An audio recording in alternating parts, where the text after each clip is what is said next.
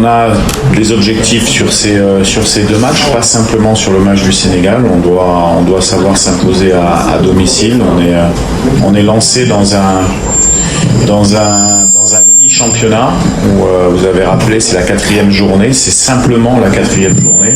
Il restera 6 matchs. Donc voilà, on va mettre tous nos atouts demain pour pouvoir s'imposer à domicile, parce qu'on sait que dans un mini championnat avec 5 matchs à domicile, 5 matchs à l'extérieur, il faut prendre un maximum de points à domicile. On avait su le faire contre la Mauritanie. On est, on va dire, l'équipe qui a joué 2 fois à l'extérieur pour le moment, puisque le Sénégal a reçu 2 fois, le Soudan a reçu 2 fois également. Donc voilà, il faut qu'on fasse un résultat. Tout le monde le sait, les garçons le savent également. D'accord, je vais vous donner ces informations. La première, c'est que Simon Benza s'est blessé sur la première séance d'entraînement au Maroc et donc il n'était pas disponible puisqu'il est blessé. Il a encore un certain demain. Et comme Noah Sadiki, qui n'est pas qualifié pour l'instant encore pour le match, qui n'était pas qualifié pour le match du Sénégal et qui, si on ne reçoit pas sa qualification FIFA aujourd'hui, ne sera pas qualifié demain non plus. Malheureusement, on a tout fait à temps.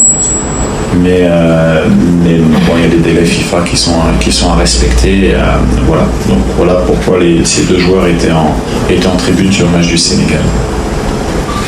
La réflexion globale, bien sûr que Fiston peut démarrer un match. Il avait démarré à la CAN contre la Tanzanie, rappelez-vous bien. Après, nous on est dans une réflexion de coaching sur la gestion du match. Il y a des joueurs qui nous apportent beaucoup quand ils rentrent. Il y a des joueurs qui apportent moins quand ils démarrent. Voilà, nous on a une réflexion globale. Alors je sais que le classement pour tous les journalistes sont importants, mais nous on n'a pas de classement. On anticipe les scénarios qu'il peut y avoir pendant le match. On pense à un scénario et on pense déjà aux changements qu'on pourrait faire pour apporter un plus à l'équipe. Ça, c'est pas des questions sur lesquelles on peut répondre. On a la chance, en tout cas, d'avoir sur ce poste-là, des solutions et notamment des impact players qui peuvent faire la différence en cours de match.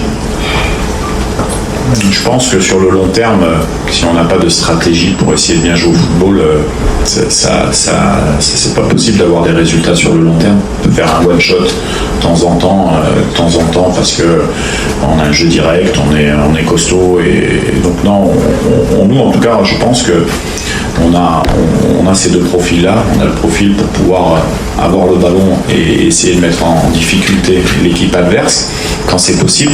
Au Sénégal, c'était malheureusement, on voulait bien jouer au foot, mais on est tombé contre un adversaire qui était assez redoutable sur les pressings.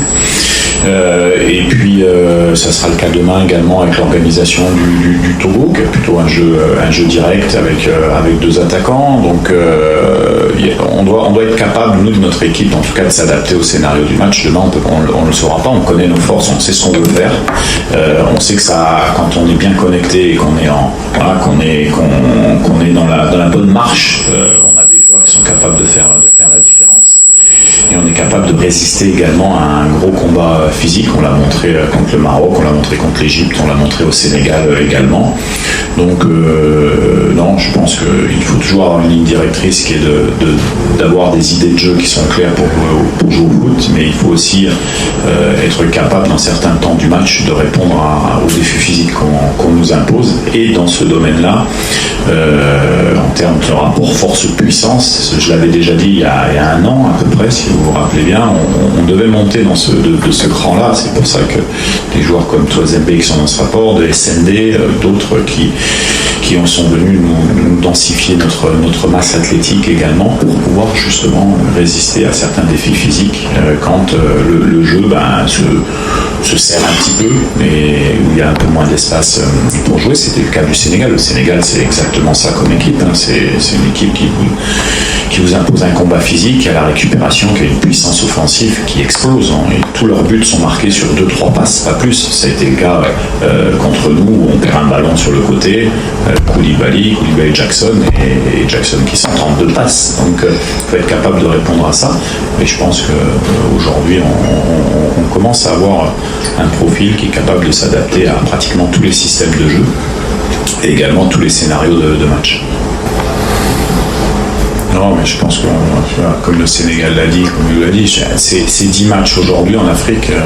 Vous n'êtes pas sûr de gagner les 10 matchs. Donc c'est impossible qu'une équipe va gagner 10 matchs. Donc à un moment donné, le scénario fait que tout est possible. Il reste, vous vous rendez compte, il reste quand même 7 matchs, puisqu'on en a disputé 3. Bon, le classement, nous, on n'y fait pas attention. Sincèrement, on n'y fait pas attention. On y fera attention à partir de la 6e, la 7e journée, si on doit faire de la gestion de résultats. Mais en tout cas, nous, ce qui importe, comme toutes les autres équipes, c'est d'avoir le plus de points possible, et notamment quand on joue à domicile, avec les ambitions qu'on peut avoir, on doit s'imposer. Forcément, on connaît très bien cette équipe du Togo, comme eux doivent très bien nous connaître également. Oui, on connaît leur système de jeu, on connaît les joueurs, on sait qu'il y a Djené que moi j'avais en 2013, je l'entraînais à Coton Sport en 2013 quand il était tout petit, qui est leur capitaine et qui revient de suspension, qui est quand même un élément important de leur assise centrale. Après, ils ont des qualités, ils ont beaucoup de qualités, c'est une belle équipe avec des attaquants qui bougent bien et qui utilisent beaucoup de jeux directs.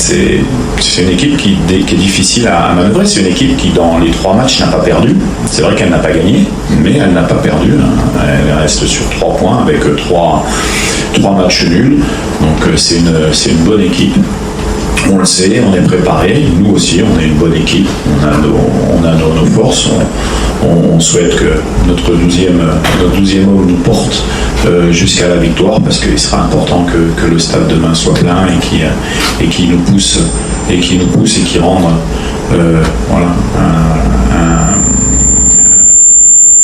les joueurs méritent, avec la CAN, de ce qu'ils ont fait, comment ils se battent, comment ils se donnent pour le maillot. Voilà, mes joueurs méritent d'être soutenus par le public demain, et ça sera un atout important contre le Togo d'avoir le 12e homme qui nous pousse vers la victoire. Eh bien, nous allons suivre le sélectionneur des éperviers du Togo, Paolo Douaté, au micro de notre confrère Steven Lavon. On a tracé notre chemin.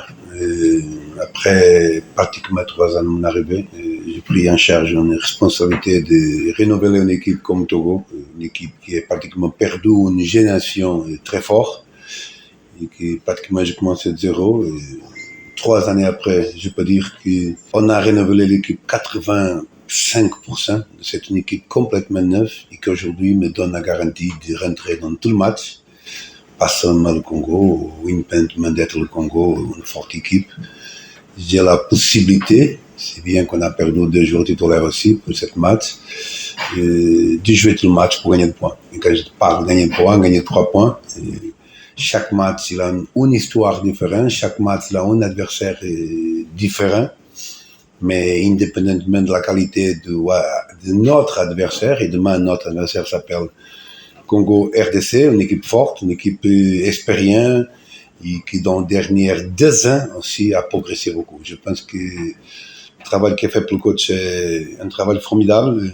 Avant Togo, Congo, toujours une grande référence au sport africain, comme le Togo aussi. Mais je pense que pendant 5 ans, le Congo n'a pas donné réponse. C'est seulement dans ces 2 dernières années qu'on regarde que l'équipe est plus forte, est plus consistante, il a une autre attitude, il a une autre organisation, et les résultats sont là. Donc, compète à nous demain de chercher cette match, prochain adversaire, avec le même objectif, l'objectif de faire le maximum de points.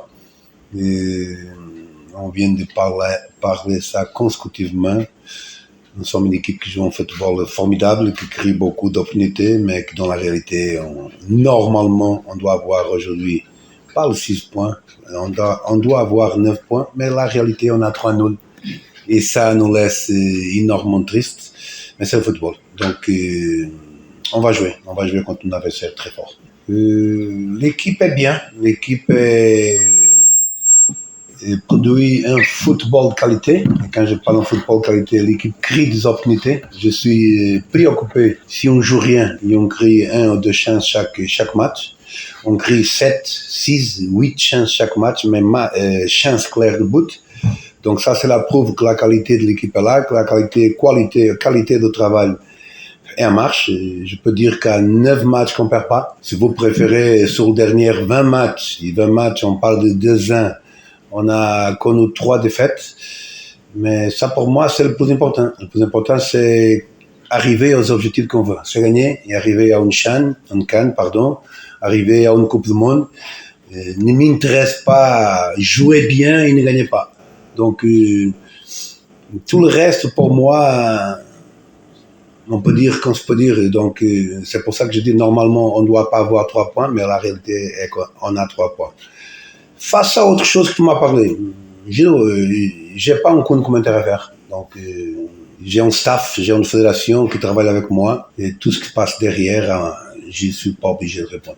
Le système, on va garder pour demain, pour qu'on peut pas donner les armes au adversaire. Mais l'adversaire, c'est celui qui connaît comment on joue. Mon système de jeu, c'est toujours le 4-3-3, toujours pendant 17 ans d'entraîneur, 14 Afrique. Mais je suis, comme je dis, je viens d'arriver au Togo, pas 3 ans, 2 années, 8 ou 9 mois. J'ai regardé qu'on n'a pas, donc je m'adaptais à la réalité de l'équipe. On a trop de joueurs de couloir central, on a trop de joueurs milieu, on a trop de joueurs attaquants, on n'a pas lié, on n'a pas latéraux, donc je m'adaptais, et pour adapter, j'ai changé le système pour le 3-5-2. Pas le 5-3-2, le 3-5-2, parce qu'on joue avec 2 alliés. Jeanne, c'est notre grand leader, grand joueur qui est habitué à jouer à un niveau énorme, avec le meilleur joueur du monde, un joueur qui c'est le pompier de l'équipe et quand il ne joue pas, il nous manque beaucoup, indépendamment de la qualité des autres. Il n'a pas un joueur comme Jenny. Loïc Vesely ne va pas jouer, je peux le dire déjà, c'est un problème. Il a eu un choc à la sortie de match. C'est un peu prématuré de le faire encore jouer, parce que c'est une contusion avec la tête. Mais on va trouver la solution. On va trouver et savoir que notre grand pompier, le grand joueur Jenny, le grand capitaine, il soit là. Et ça va nous donner une autre stabilité parce que c'est une équipe jeune avec un milieu d'âge peut-être 23 ans, 22 ans, sauf il a 2-3 joueurs qui ont 40 ans comme Ramao, mais pour moi l'âge, on le regarde sur le gazon, c'est pas sur le papier, et Ramao joue comme un enfant. Il me donne réponse, et quand il me donne réponse, il joue, quand je regarde qu'il n'a pas réponse, il ne va pas jouer. Mais c'est une équipe jeune, qui a besoin de cette expérience, comme Romao, comme Jenny, comme Fudolaba, et voilà. Ce sont 3 joueurs plus âgés, tout le reste. On a même un banc de remplaçants avec un âge de 22, 21, 20 ans. Mais on va voir. Demain, on va voir dans quel système on va jouer, indépendamment de la force de notre adversaire. Normalement, si vous me dites que le Congo va avoir peut-être plus de position de balle, qu'il va jouer plus en haut, c'est normal, c'est une équipe qui joue à la maison, c'est une équipe qui a qualité, c'est une équipe qui va gagner comme nous, clairement. Congo ne joue pas pour nul, il joue devant un public de 60 000 ou 70 000. Donc il est obligé de nous pousser en bas, mais nous on va tout faire pour aussi ne tomber pas en bas et jouer le plus en haut possible et jouer pour arriver le maximum de fois au bout adversaire.